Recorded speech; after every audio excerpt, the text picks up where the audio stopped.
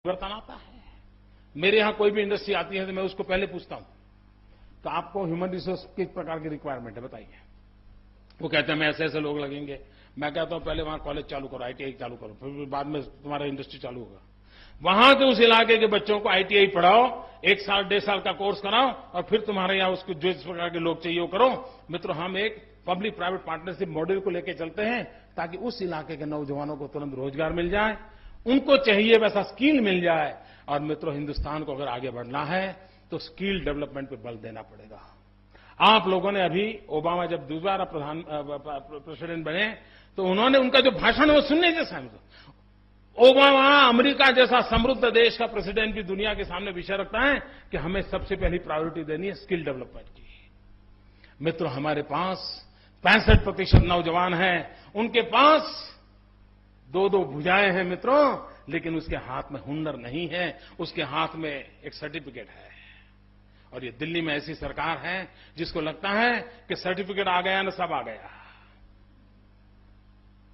Food security bill आ गया मतलब आपकी थाली में खाना आ गया।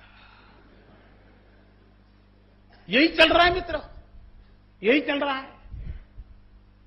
और इसलिए मित्रों, हमारे देश में स्किल डेवलपमेंट को बहुत बल देने की आवश्यकता है।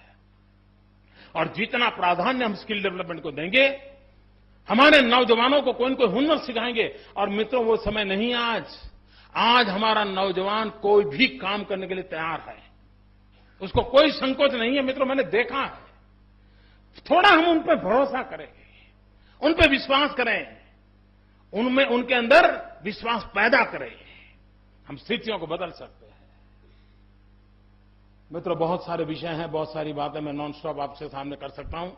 अपने अनुभव के आधार पर मैं बातें बता रहा हूं, लेकिन मेरा विश्वास है कि राष्ट्र निर्माण के अंदर शिक्षा का बहुत बड़ा योगदान होता है। हमारी शिक्षा राष्ट्र निर्माण के हमारे सपनों के अनुकूल होनी चाहिए। और मित्रों, हमारी शिक्षा वो हो जो हमें अहम से वयम की ओर ले जाए।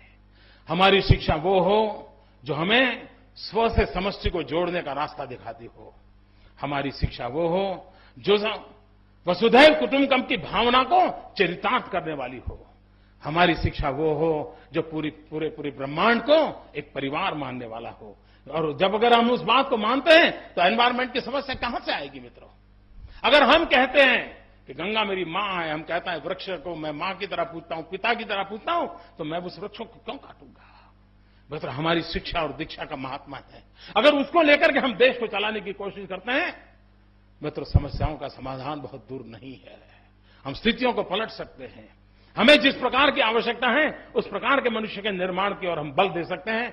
और जिस बात को लेकर के आज मुझे इस पवित्र जगह पर आने का अवसर मिला है, मुझे विश्वास है हम सब मंथन करके, विचार विमर्श करके एक समाज की शक्ति के आधार पर कभी न कभी तो इस देश को नई ऊंचाइयों पर ले जाने के लिए इस शिक्षा नाम की जो व्यवस्था है उसकी एक मजबूत नींव डालने में सफल होंगे। इसी कामना के साथ मेरी आप सबको बहुत